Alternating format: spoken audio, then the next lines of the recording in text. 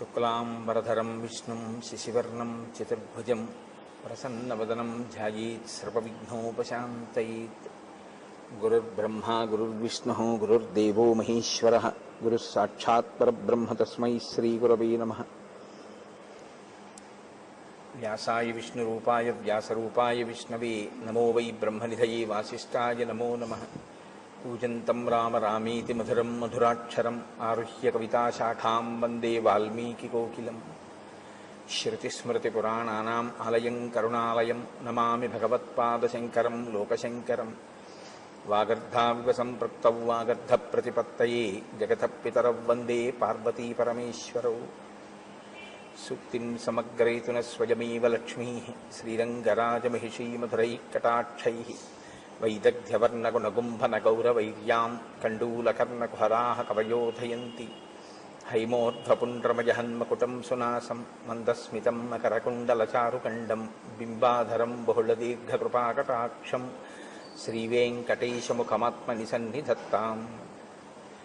మనోజవం మరుతతుల్యవేగం జితేంద్రియం బుద్ధిమతాం వరిష్టం వాతాత్మజం వనరయూధముఖ్యం శ్రీరామదూతం శిరసా నమామి. ఆపదామపహర్తారం దాతారం సర్వసంపదాం లోకాభిరామం శ్రీరామం భూయో భూయో నమామ్యహం. శ్రీరామచంద్రం శ్రితపారిజాతం సీతాముఖాంబోరుహచించరీకః సమస్తకల్యాణగుణాభిరామः నిరంతరం మంగళమాతనోతు. సింధూరారుణవిగ్రహాం త్రినయనాం మాణిక్యమౌళిస్ఫురత్తారానాయకశేఖరాం స్మితముఖీం ఆపీనవక్షౌరుహాం పాణిభ్యాం అళిపూర్ణరత్నచషకం రక్తోత్పలం బిభ్రతీం సౌమ్యాం రత్నఘటస్థరక్తచరణాం ధ్యాయేత్ పరేదంబికాం. హరి ఓం. పరమేశ్వర స్వరూపైన సభకి నమస్కారం.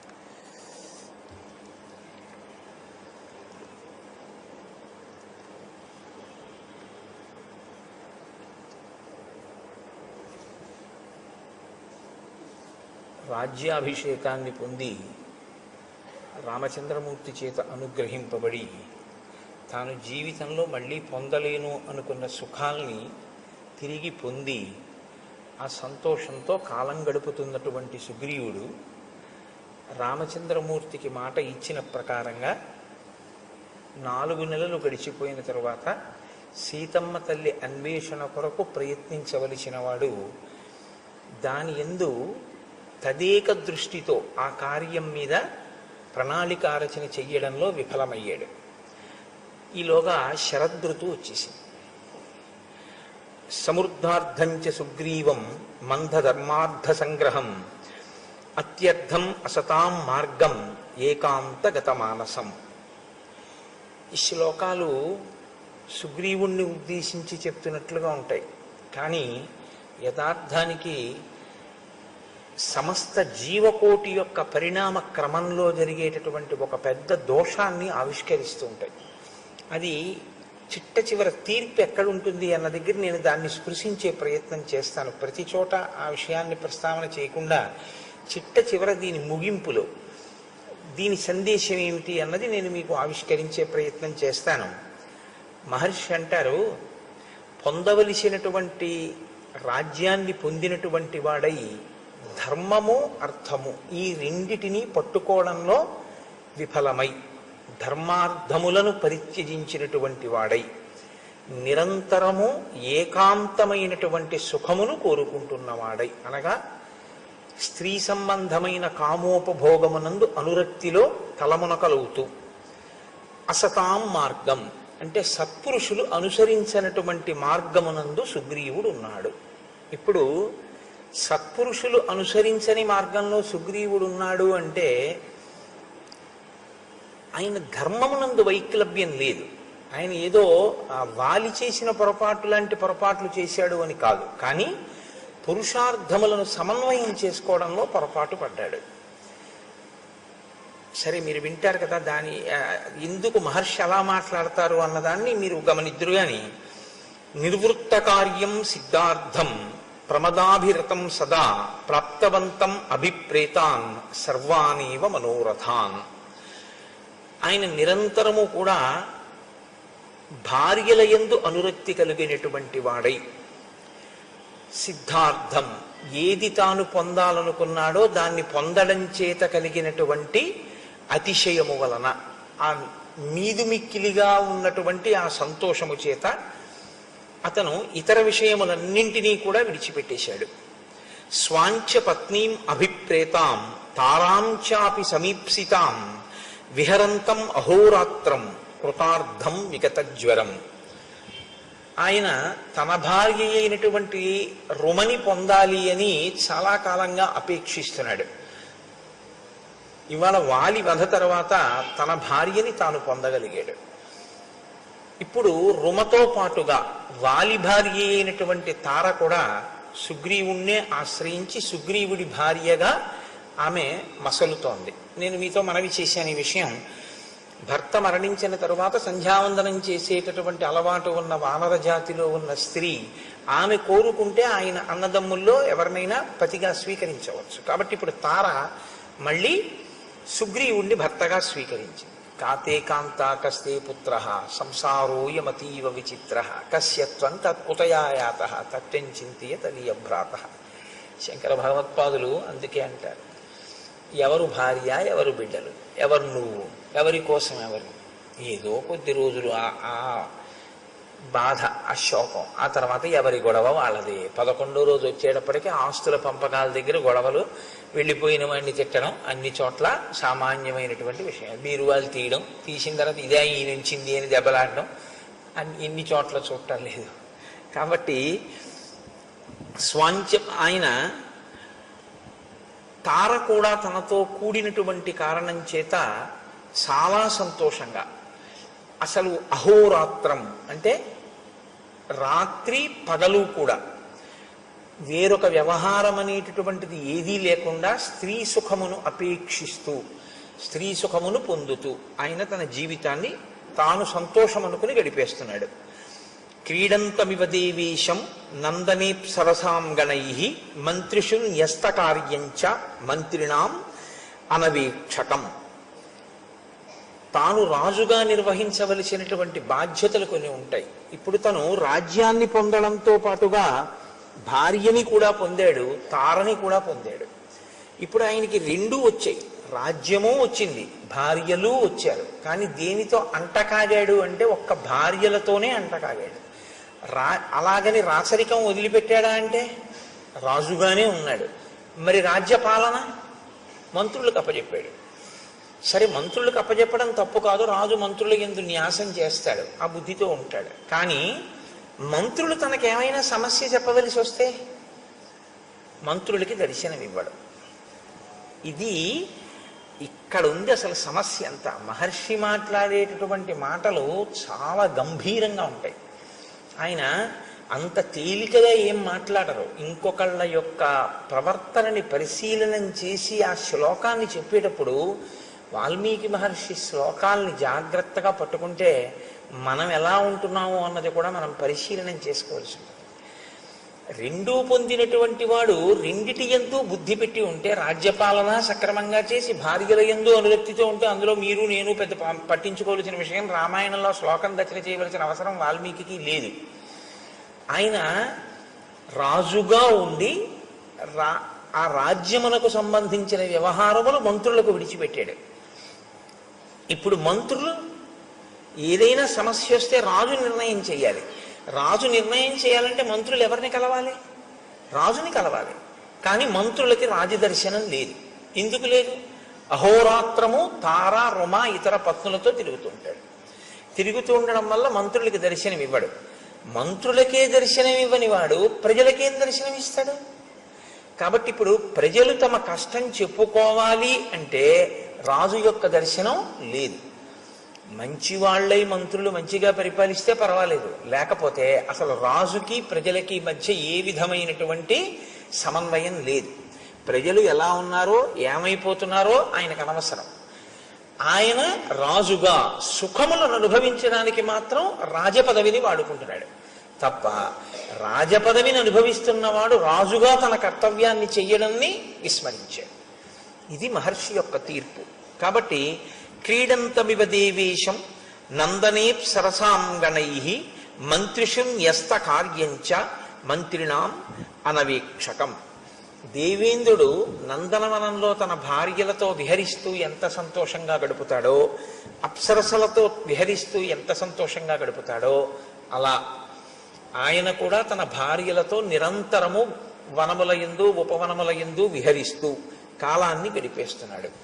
కానీ ఒక ఆయన ఉన్నారు, ఆయన మహాప్రాజ్ఞుడు, బుద్ధిమతాం వరిష్టం. ఆయన గుర్తిస్తున్నాడు, రెండిటినీ గుర్తిస్తున్నాడు. ఏ రెండిటిని గుర్తిస్తున్నాడు? రామచంద్రమూర్తి ఓర్పుని గమనిస్తున్నాడు, సుగ్రీవుడి యొక్క వైక్లభ్యాన్ని గుర్తిస్తున్నాడు. Do not stretch the string beyond the last degree of its elasticity అని ఇంగ్లీష్లో ఒక ప్రొవెర్బ్. అంటే తెలుగులో అయితే తెగేదాకా తాడు లాక్కండి అన్నాం, కానీ అది ఇంకొంచెం బాగుంటుంది. స్థితిస్థాపక శక్తిని మించిపోయేంత వరకు మీరు లాగవద్దు. అంటే అది కొంచెం సాగగలిగిన శక్తి అన్నది కొంతకాలం ఉంటుంది. సాగగలిగిన శక్తిని దాటి మీరు లాగారనుకోండి, అది తెగిపోతుంది. ఓర్పు అన్నది కూడా అంతే. ఓర్పు పడుతున్నాడు కదా అని మీరు లాగారనుకోండి, ఆ ఓర్పు తెగిపోతుంది, అది భగ్నమైపోతుంది.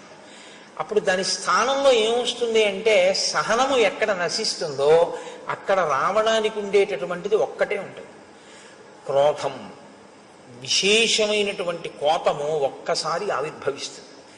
కాబట్టి ఇప్పుడు హనుమ యొక్క బుద్ధి శక్తి ఎక్కడుందంటే, రామచంద్రమూర్తి యొక్క ఓపిక, రామచంద్రమూర్తి వేచి చూస్తున్న స్థితి, రామచంద్రమూర్తి యొక్క సహనము పరీక్షకి గురైపోతున్నటువంటి స్థితి వచ్చేస్తోంది. ఈయన ఏ కబురు చేయడు, ఈయన మంత్రుల మాట వినడు, ఈయన మంత్రులకి దర్శనం ఇవ్వడు, అహోరాత్రములు భార్యలతో గడుపుతున్నాడు. కాలము తనకి అనుకూలంగా ఉండాలి, ముందు తన భార్యను కూడా తీసుకొస్తే తప్ప నువ్వు నీ భార్యతో సుఖించకూడదని రాముడు అనలేదు. ఇప్పుడు వర్షాకాలం నువ్వు చాలా కష్టపడి ఉన్నావు, హాయిగా సంతోషంగా గడుపు. వర్షాకాలం అయిపోయిన తర్వాత సీతాన్వేషణమునకు ప్రయత్నం చెయ్యి అన్నాడు. వర్షాకాలం అయిపోతోందనగానే జాగరూకుడు కావాలి కదా. ఇంకా వర్షాకాలం అయిపోవచ్చింది అనేటప్పటికీ ప్రణాళిక సిద్ధంగా ఉండాలి. ఎందుచేత అంటే కార్యము ముందా ప్రణాళిక ముందా అంటే శబ్దము వెలుతురులా ఉంటాయి అవి. మీరు చూడండి, ఎప్పుడైనా ఒక పిడుగు పడుతోంది అనుకోండి, పిడుగు యొక్క ధ్వని ముందు రాదు, పిడుగుపాటు ముందు రాదు, వెలుతురు ముందు వస్తుంది. ముందు ఒక పెద్ద వెలుతురు కొడుతుంది. వెలుతురు కొట్టింది అంటే మీరు చెవులు మూసుకోవడం ఏదో చేస్తారమ్మో పిడుగు పడుతోందని. తర్వాత ధ్వని వస్తుంది, ధ్వని తర్వాత పిడుగు పడుతుంది. 3 అంచెల కింద ఉంటుంది తప్ప పిడుగుపాటు అంటే ఒక్కసారి పిడుగు పడిపోవడం ఉండదు.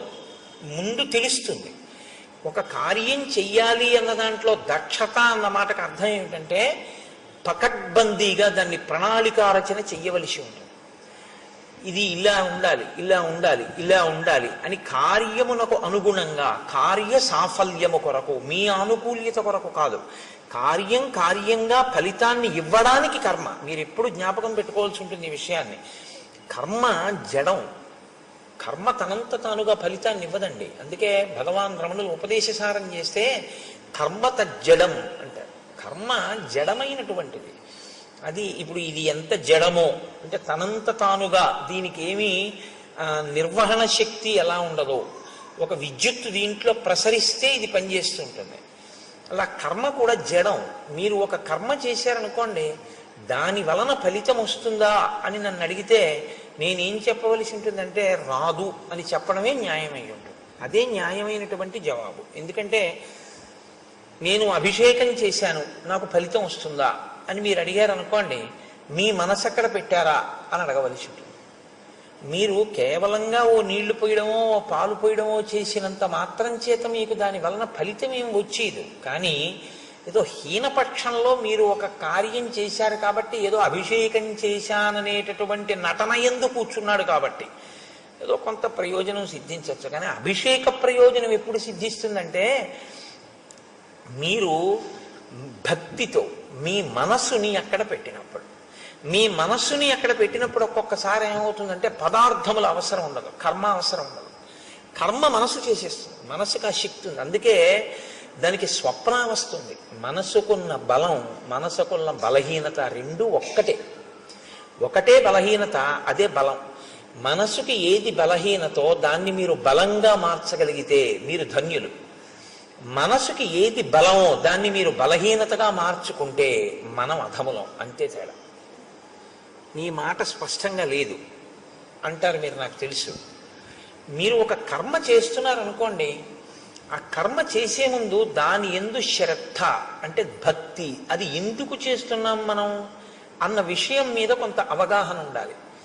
అది దీని కొరకు ఉద్దేశింపబడింది అన్నప్పుడు ఆ కోణంలోనే మీరు దాన్ని చెయ్యవలసి ఉంటుంది తప్ప ఏదో కర్మని కర్మగా చేశారనుకోండి. అన్నవరం సత్యనారాయణ స్వామి వారి వ్రతం 116 గంటలు కూర్చుని చేశాయనుకోండి, మీరు 116 మందిని త్రికరణ శుద్ధిగా చెప్పండి ఎందుకు చేశారు అని అడిగారు అనుకోండి.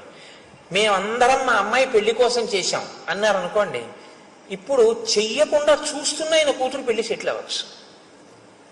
అదేమిటండి అని మీరు అడగచ్చు. ఈయన నవగ్రహ మంటపాన్ని ఆవాహన చేస్తూ సెల్ ఫోన్ మాట్లాడతాడు. ఇంకేవి పూజ అది వ్రతం కాదు, అది వ్రతభంగం. వ్రతములు చేయుచునొక్కమారైన యవ్వారిన్ విచారించినన్ వ్రతభంగంబులు మానునట్టి వరదున్ వామాక్షు లిక్షించియున్ గత చేలా ప్లవనంబు నీడు వ్రతభంగంబంచు పాలతటన్యస్తకరబ్జలై సరసలీలను రొక్కిరట్లందరూ అంటారు పోతన గారు కాత్యాయని వ్రతం గురించి మాట్లాడుతూ. ఎవరు మనసు తీసుకెళ్లి అక్కడ పెట్టాడో వాడికి పదార్థము యొక్క అవసరం లేకుండా వాడు సృజించగలడు. స్వప్నం అందుకే కదండి వచ్చింది. స్వప్నంలో మీ శరీరం ఏమీ వెళ్ళదు, మీ కళ్ళేమీ చూడవు, మీరేం వెళ్ళరు. కానీ స్వప్నావస్థ మీరు జాగృతి యందు ఎలా ఉన్నారు అన్నదానికి ఒక రుజువు. మీరు నిజంగా జాగృతులు అంటే మీ ఇంద్రియములు తెలివిగా ఉండగా, మీ ఇంద్రియములన్నీ ఆ వస్తువునే పట్టుకుని ఉంటే మనసు ఏం చేస్తుందో తెలుసా అండి? మీరు నిద్రపోయినప్పుడు మీ ఇంద్రియాలు ఏం పట్టుకున్నాయో దాన్నే మీకు చూపిస్తుంది, ఇంకొక దాన్ని చూపించదు. నేను రామాయణం మీద తదేక దృష్టితో ఉండి రామాయణం చెప్తున్నాను అనుకోండి, నాకు రాత్రి కళ ఏం రావాలంటే సీతారాముల యొక్క పాదార్చన నేను చేస్తున్నట్టు కళ వస్తే నేను చెప్పిన రామాయణానికి నేను సిద్ధి పొందుతున్నాను అని గుర్తు. ఎందుకని? నాకు నిజంగా రామాయణం చెప్పేటప్పుడు ఆ సీతారాముల మీద అంత భక్తి విశ్వాసాలతో నా మనసు పొంగిపోయినది నిజమైతే, నేను రామాయణం చదువుకునేటప్పుడు అంత భక్తితో అంత ప్రీతితో నేను చదువుకుని నాకు ఎప్పుడూ ఆ రాముడే ఆ సీతమ్మే జ్ఞాపకానికి వస్తే నా కలలో మనసు ఏం చేస్తుందంటే, ఈ కన్ను చూడనిది, ఈ చెవి విననిది, ఈ చెయ్యి ముట్టుకోవడానికి పక్కన లేని తులసి దళాల్ని తీసుకొచ్చి సీతారాముల పాదములను రాత్రి నా కన్నుల ముందుంచుతుంది. కదలని ఈ చెయ్యి కదిలి, కదలని అంటే బాహ్యంలో కదలని చెయ్యి ఆంతరమునందు కదిలి అక్కడ లేని తులసి దళాల్ని తీసి ఆయన పాదముల మీద వేస్తుంది. అలా వేసింది అంటే ఖచ్చితంగా నువ్వు రామానుగ్రహాన్ని పొందుతున్నావు అని గుర్తు. ఎప్పుడు పొందింది అలాగా?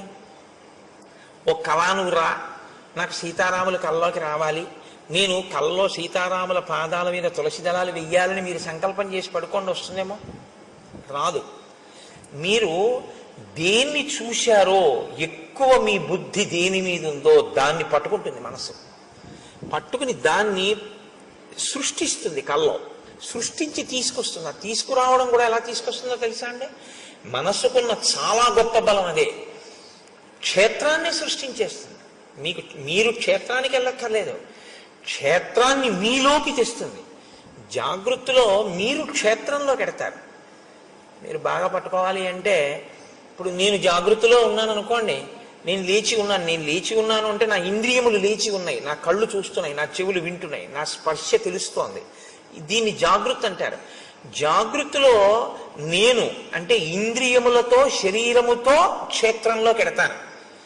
మీకు ఉదాహరణ చెప్పాలంటే, ఇవాళ సోమవారం కదండి, ఇప్పుడు నేను ఇవాళ సాయంకాలం సోమవారం కాళహస్తి వెళ్దాం అనుకున్నాను అనుకోండి, కాళహస్తి క్షేత్రంలోకి నేను నా శరీరంతో ఇంద్రియాలతోటి పెడతాను. స్నానం చేసి ఏదో పంచి కట్టుకుని గుళ్ళోకి పెడతాను, మారేడు దళాలట్టుకుని వెళ్ళి నా మనసు మగ్నమైపోయింది అనుకోండి. మనసు యొక్క శక్తి ఏమిటో తెలుసా అండి? శ్రీకాళహస్తిని మీలోకి తీసుకొస్తుంది. మీరు శ్రీకాళహస్తిలోకి వెళ్ళడం జాగృతిలో, శ్రీకాళహస్తి మీలోకి రావడం స్వప్నంలో. దేని శక్తి చేత? మనస్సు యొక్క శక్తి చేత. మీరు ఇలా దేవాలయంలోకి వెళ్ళి ఎడం పక్కకి తిరిగి ఆ పెద్ద గణపతి మూర్తిని చూసి ఇలా 2 శూలాలు పెట్టినటువంటి చెంగల్వరాయ సన్నిధి అని ఆ సుబ్రహ్మణ్యుణ్ణి చూసి మెట్లు దిగి ఎడంచేతి పక్కన ఉన్నటువంటి దేవతామూర్తుల్ని చూస్తూ కుడి పక్కకి తిరిగి లోపలికెళ్ళి నవగ్రహ కవచం కట్టుకున్నటువంటి చతురస్రాకారపు పొడుగ్గా ఉన్నటువంటి పెద్ద శివలింగం పక్కన ప్రమిదిలో వెలుగుతున్నటువంటి దీపం గాలికి ఇలా కొట్టుకుంటుంటే అదే వాయులింగం అనుకుని అంతరాలయంలోకి వెళ్ళి చూస్తే గోడలో మహానుభావుడు ఆ భక్త కన్నప్ప ఉంటే, ఆహా కన్నప్ప నీ అదృష్టం కదయ్యా, నీ భక్తి ఇక్కడికి చేరావనుకుని మీరు మారేడు దళాలు పుచ్చుకొని దేవాలయం వెనక్కి తిరిగితే వెనక గోడ మీద ఆవిర్భావలింగం ఉంటుంది. అంటే శివలింగం ఉండి శివలింగం ఇలా కోసినట్టుగా ఉండి అందులోంచి శివుడు కనపడతాడు, తల కనపడదు, పాదాలు కనపడవు.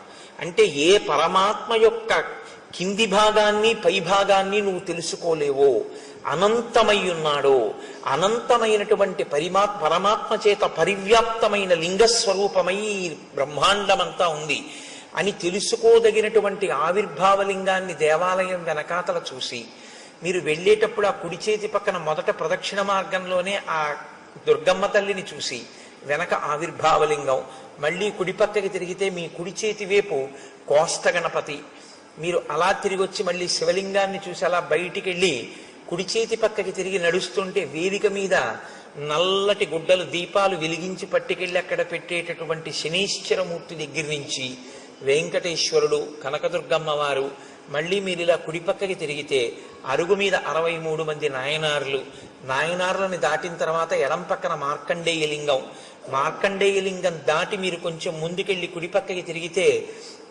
ఓ చిన్న గుడిలా ఉండి అందులో ఓ శివలింగం, మీకు అనురక్తి ఉంటే కాసిన తుమ్మి పూలు మారేడు దళాలు పట్టుకెడితే మీ చేత్తో మీరు మార్కండేయ లింగం మీద శివలింగం మీద మీరు పూజ చేసుకోవచ్చు. శ్రీకాళహస్తిలో మీరు అక్కడ మెట్లు దిగి ఇలా కిందకి ఎదురుగుండా చూస్తే నిలబడి ఉన్నటువంటి జ్ఞానప్రసూనాంబ, పెద్ద కిరీటం, అమ్మవారి కిరీటంలో ఉన్నటువంటి పెద్ద మణి, ఆ తల్లి యొక్క స్వరూపం, ఆవిడ కట్టుకున్న చీర, ఇంత పెద్ద కుంకం చాలలు బొట్టు పెట్టుకున్నటువంటి వృద్ధ అర్చకుడు, ఆయన తీసుకెళ్లి అమ్మవారికి కుంకుమార్చన చేసి ఉండడం వల్ల ఆయన అరికాళ్ళు కూడా ఎర్రపడిపోయి అంచులు కూడా కుంకంతో ఎర్రబడి, ఆయన కూర్చున్నప్పుడు పృష్ఠభాగం పంచ ఉత్తరీయం కూడా కుంకం అంటుకుపోయి, ఆయన అరిచేతులన్నీ కుంకంతో ఉండి ఆయన నీరాజనం తీసుకొచ్చి మీకు ఇస్తే మీరు నీరాజనం తీసుకుని పువ్వులు తీసుకుని అమ్మవారి ఆలయానికి ఇలా ప్రదక్షిణం చేసి బయటికి వస్తూ ఉంటే అభిషేకం టికెట్ ఉన్న వాళ్ళకి ఉత్తరీయాలు వేస్తున్నటువంటి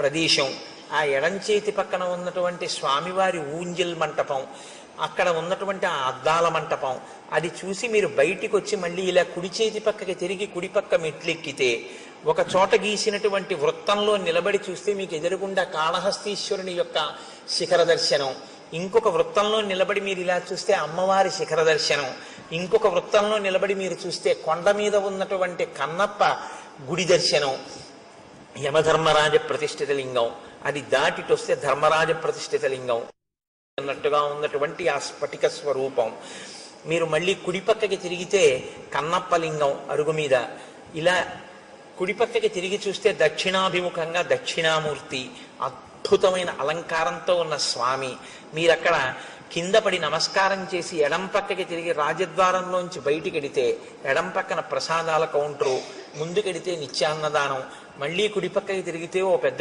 ఏనుగు, అక్కడ టిక్కెట్లు అమ్మేటటువంటి ప్రదేశం, సహస్రలింగార్చన, రాహుకేతువుల పూజ టిక్కెట్లు అమ్మేటటువంటి స్థలం, ఆ మంటపం, ఆ బయటికి వెళ్ళిపోతుంటే అక్కడ ఏదో రకరకాల తైలాలు అమ్మేటటువంటి షాపులు, విభూతి మారేడు దళాలు పువ్వులు తుమ్మి పూలు అమ్ముతున్నటువంటి కొట్లు, ఆ బయటికి వస్తుంటే ఎడం పక్కన సుబ్రహ్మణ్యుడు, ఎదురుగుండా కాశీ విశ్వేశ్వరుడు, ఆ బయటికి వచ్చి అరుగు మీద ఆ కొబ్బరికాయలు వరుసగా అవన్నీ చూస్తూ మీరు అక్కడికి వచ్చి మళ్ళీ మీ చెప్పులు మీరు తీసుకుని మీరు అలా ముందుకెడితే ఒక్కసారి ఇక్కడే కదే పుష్పగిరి మఠం లోపలికి వెళ్ళి కాళ్ళు కడుక్కుని టిఫిన్కి వెడదామంటే లేదు లేండి పిల్లలు ఆకలేస్తోంది అంటున్నారు, ఈ శరవణ భవన్ బాగుంటుందంటే ఇందులో టిఫిన్ తిందామని భారీ అంటే శరవణ భవన్లోకి వెళ్ళి కూర్చున్న తర్వాత ఏమి ఇమ్మంటారు అని సర్వర్ అడిగితే మీకు తెలివి వచ్చింది అనుకోండి, ఇప్పుడు కాళహస్తి మీలో ఉందా, మీరు కాళహస్తిలో ఉన్నారా? మీ యందు కాళహస్తి ఉంది, మీలోకి కాళహస్తి చేరింది, శ్రీకాళహస్తి. ఇది మనస్సు యొక్క శక్తి. మనస్సు జాగృతి యందు బాగా దేన్ని పట్టుకుంటుందో దాన్ని సంకల్పంతో మీలోకి తీసుకొచ్చేయగలదు. అది వచ్చింది అని కూడా మీ ఎవ్వరికీ తెలియదు లోకంలో. మీరు శ్రీకాళహస్తి వెళ్తే తెలుస్తుంది. మీలోకి శ్రీకాళహస్తిని తెచ్చేసుకోగలిగిన శక్తి మీకు వచ్చేసింది అనుకోండి, మీలోకి ఆయనలోకి శ్రీకాళహస్తిని తెచ్చేసుకుని ఆయన శ్రీకాళహస్తిలో ఉన్న శివలింగాన్ని అర్చిస్తున్నాడు, కూర్చున్నట్టున్నాడు. కానీ ఆయనలోకి శ్రీకాళహస్తి వచ్చి ఉంది అన్న విషయం కూడా ఎవరికీ తెలియదు. ఇప్పుడు మనసుకి శక్తి ఉందా లేదా? మనసు యొక్క బలం ఇదే, బలహీనత ఇదే. మీరు దాన్ని బాగా శిక్షణ ఇస్తే దేన్నైనా మీలోకి తెస్తుంది. మీరు ఏ శిక్షణ ఇవ్వకపోతే దాని ఇష్టం వచ్చి నువ్వు పట్టుకున్న తిరిగి అవన్నీ తీసుకొచ్చి మీలో పెడతావు. అదే బలహీనత. దాన్ని మీరు మార్చగలిగితే అదే దాని బలం. ఇప్పుడు నేను అన్న మాట మీరు బాగా పట్టుకున్నారు అనుకుంటున్నాను. మీరు వాడుకోవడంలో ఉంటుంది ఆ సాధనాన్ని. ఈశ్వరుడు ఈ మనస్సును అందరికీ ఇచ్చాడు. దీన్ని మీరు వాడారా మీలోనే బ్రహ్మాండములన్నీ ఉంటాయి. మీరు ఎక్కడికి వెళ్ళక్కర్లేదు. మార్నింగ్ వాక్ చేస్తూ మీరు అలా తిరుగుతూ మీరు ఇవాళ నేను 7 నదులలో స్నానం చేస్తానంటే చెయ్యొచ్చు. నేను ఇవాళ 7 క్షేత్రాలని చూస్తాను అనుకుంటే మార్నింగ్ వాక్ చేస్తూ మీరు 7 క్షేత్రాలని చూడొచ్చు. మీరు పైకి శరీరం తిరుగుతూ ఉంటుంది. మీరు శృంగేరి వెళ్ళిపోయి శృంగగిరిలో ఉన్నటువంటి శారదాంబ దేవాలయాన్ని, ఆ విద్యాశంకరుల దేవాలయాన్ని, తుంగా నదిని, కప్పకి నీడపట్టిన పాము స్నానం, చేపలు మరమరాలు వేసినట్టు మీరు స్నానం చేసి మీరు ఆ వారధి దాటి ఆ పావులుంటాయి జాగ్రత్త అని బోర్డులో ఉన్న వనంలోంచి వెళ్ళి ఎదురుగుండా చంద్రశేఖర భారతీ స్వామి మొదలైన మహాపురుషుల యొక్క సన్నిధానాలు చూస్తూ ఎడం పక్కకి తిరిగి పూర్వం ఉన్నటువంటి గురువులందరూ కూడా అక్కడ ఉండే అభిషేకాలు కూడా చేస్తే ఇరుగ్గా ఉన్నటువంటి ప్రాంగణంతో కూడుకున్న గురునివాస్ని, ఆ పక్కన ఉన్న విశాలమైన భవంతిని, అందులో ఉన్న పెద్ద హాల్ని, అక్కడ పెట్టినటువంటి శంకరాచార్యుల వారిని, స్వామివారికి బహూకరింపబడిన పెద్ద తంజావూరు వీణ, వాటినన్నింటినీ మీరు చూస్తూ శంకర భగవత్పాదులు, వారి శిష్యులు, ఆ గోడలు, వేదిక, తెర తీసేటప్పటికి వచ్చి కూర్చున్న భారతీ తీర్థస్వామి, ఆయన ఇలా కూర్చుని ఇంకా రుద్రం మొదలెట్టడానికి ముందు ఎవరితో మాట్లాడకుండా ఇటు తిరిగి కూర్చుని ఇటుపక్కకి ఇలా తలొక్కటి తిప్పి ఇలా అందరినీ ఇలా ఒక్కసారి పరికించి సభాభ్య సభాపతిభ్యశ్చ ఓ నమో నమో అన్న భావన లోపల అంతా శివస్వరూపంగా చూస్తూ పైకి మన్ని చూస్తున్నారని మనం అనుకుంటే ఆయన ఒక్కసారి ఇలా ఇటు పక్క నుంచి ఇటు పక్క వరకు ఇలా చూసి ఇలా తలూపి ఆ శివలింగం మీదకి పెట్టినటువంటి ధారాపాత్ర, అందులోకి ఆయన పాత్రతో తీసి ఇలా పోస్తుంటే పడుతున్నటువంటి శివలింగం మీద పువ్వులు, ఆ ధారలు, ఆఖరణ ఆయన వస్త్రం తీసి ఆ శివలింగాన్ని తుడిచి పైకి లేవకుండా అందంగా ఈ చెయ్యి ఇలా ఎత్తి కింద పడకుండా దాన్ని ఆ శివలింగాన్ని అందంగా పెట్టి ఆ పువ్వులతో అలంకారం చేసి ఆయన చేసేటటువంటి అభిషేకం, ఇవన్నీ మీరు చూస్తుండగా, మీరు అనుభవిస్తుండగా మీ 5 రౌండ్లో 6 రౌండ్లో మీ మార్నింగ్ వాక్ అయిపోతుంది. శరీరానికి వ్యాయామం అయింది, మనసుకి శృంగేరి దర్శనం అయిపోయింది. మనసుకు ఆ శక్తి ఉంది. శరీరం తిరుగుతూ ఉంటుంది, మనసు విడిపోతుంది, వెళ్ళిపోతుంది, ఎటు కావాలంటే ఎటు వెడుతుంది. దాన్ని మీరు అలవాటు చేస్తే శృంగేరి వెళ్తుంది, మీరు అలవాటు చేస్తే గంగానదికి వెడుతుంది, మీరు అలవాటు చేస్తే కాశీ వెడుతుంది, మీరు అలవాటు చేస్తే మీరు ఎక్కడికి వెళ్ళమంటే అక్కడికి వెళ్తుంది. ఎప్పుడు మీరు జాగృతిలో మనసును అక్కడ పెడితే, మీరు శృంగేరి వెళ్ళినప్పుడు మీ మనసు అక్కడ పెడితే మీ మనసు తర్వాత శృంగేరిని చేస్తుంది. ఇప్పుడు మీరు శృంగేరి శరీరంతో వెళ్ళి మీ మనసు కాకినాడలోనే ఉందనుకోండి, శృంగేరిని మీలోకి తేవడం ఇక మనసుకి సాధ్యం కాదు. అదే దాని బలహీనత, అదే దాని బలం కూడా. ఇప్పుడు మీరు దాని బలాన్ని బలంగా మీరు వాడుకోగలిగితే అది మీకు ప్రయోజకత్వాన్ని సాధించి పెడుతుంది. అది మీకు చేత కాకపోతే ఆ మనసే బంధనానికి గురి చేస్తుంది. అందుకే మన ఏవ మనుష్యాణం కారణం బంధమోక్షయో అంటాడు పరమాత్మ గీతాచార్యుడు. కేవలం మనస్సే, ఒకడు బంధింపబడుతున్నాడు, ఒకడు మోక్షం వైపుకి వెళ్ళిపోతున్నాడు. మీరు ఒకటి గుర్తుపెట్టుకోండి, కట్టాలన్నా విప్పాలన్నా తాడు తప్ప ఇంకోటి ఉండదు కట్టడానికి విప్పడానికి. మీరు ముందు ఇట్నుంచి తిప్పి చుట్టేస్తే కట్టు, ఇట్నుంచి తిప్పి చుట్టేసినా కట్టే. ఇప్పుడు నన్ను ఇలా కట్టేయండి అన్నారు అనుకోండి, ఓ తాడు తీసుకొచ్చి ఇలా తిప్పేసినా నన్ను కట్టేసినట్టే, ఇలా తిప్పేసినా నన్ను కట్టేసినట్టే. కట్టినా తాడే, విప్పాలంటే మీరు ఎటు కట్టారో దానికి వ్యతిరేక దశలో తిప్పేయడమే తాడు. ఇట్నుంచి కట్టారనుకోండి, ఇట్నుంచి తిప్పేస్తే విప్పేశారు. వ్యతిరేక దిశలో తిప్పితే విప్పడం, మీరు కట్టాలనుకున్నది ఏ దిశలో కావాలంటే అటు తిప్పితే